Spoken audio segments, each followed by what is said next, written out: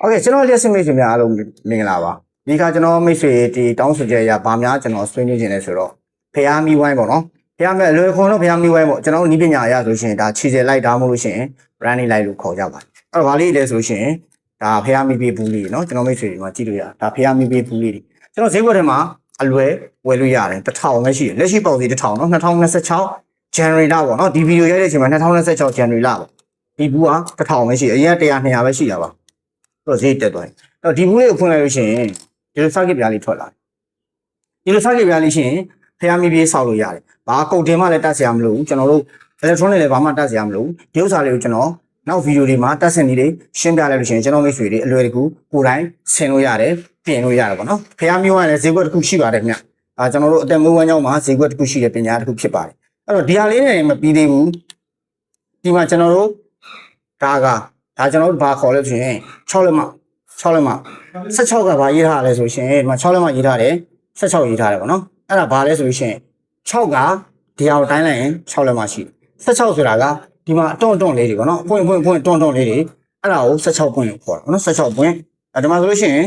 ဒီမှာဆိုရင်8ဆိုတာဒီလိုတိုင်းလိုက်လို့ရှိရင်8လက်မရှိတယ်ဒီမှာက16ပဲဒီလိုတွန့်လေး16ပွင့်ရှိတယ်အဲ့ဒါမျိုးပြောလို့ရတယ်အပေါက်ကတော့မပါဘူးခင်ဗျအပေါက်ကတော့ကိုယ့်ဘာသာကိုမြင်းလေးတိုင်းပြီးတော့ကျွန်တော်တို့5 milli မီလုံးဆိုလို့ရှိရင်5 milli အပေါက်ခေါက်အောင်မယ်3 milli ဆို3 milli ဒါပေမဲ့ကျွန်တော်ဖျားမီလေးလုပ်လို့ရှိရင်တော့3 milli မီလုံးသုံးခဲ့ပါတယ်5 milli မီလုံးနဲ့ပဲသုံးတယ်နောက်ပြီးတော့ဖျားမီလုံးသုံးလို့ရှိရင်တော့အဝေးကိုထင်းစူးစူးမြင်အောင်ဖြစ်တဲ့အတွက်ဗီဒီယိုတာမန်အရှည်မီလုံးသုံးလို့မရအောင်အပူအဝိုင်းကိုသုံးရမယ်နော်အပူအဝိုင်းကလည်းကျွန်တော်မိတ်ဆွေတွေကိုရှင်းပြပြောမယ်အခုဆုံးကျွန်တော်စပြီးမိတ်ဆက်တာကဖျားမီလေးဆောက်တော့မယ်လုပ်တော့မယ်ဆိုရင်ဒီပြားလိုတယ်ဒီပြားမှားလို့ရပါတယ်ကျွန်တော်ဆီမှာမှားလို့ရပါတယ်ပြီးရင်ဒီဝိုင်းမှားလို့ရပါလေ့ကျင့်မဲ့မိတ်ဆွေတွေအတွက်ဆိုလို့ရှိရင်ဒီလိုတစ်ဝိုင်းလောက်ဆိုလုံလောက်တယ်ဒီလိုအဝိုင်းကြီးနဲ့လေ့ကျင့်နေဒါဆိုလို့ရှိရင်မီးနေမယ်ဒါဆိုလို့ရှိရင်မီးလို့များမယ်ပေါ့နော်ပြီးလို့ရှိရင်အနောက်မှာကျွန်တော်ခဲလေးစောရမယ်ဒီလိုဖျားမီပြေးဘူးကပ်ပြားလေးလိုတယ်ပေါ့နော်ကပ်ပြားလေးကိုတက်ဆင်လိုက်လို့ရှိရင်ကျွန်တော်မိတ်ဆွေအနေနဲ့ဖျားမီဝိုင်းကို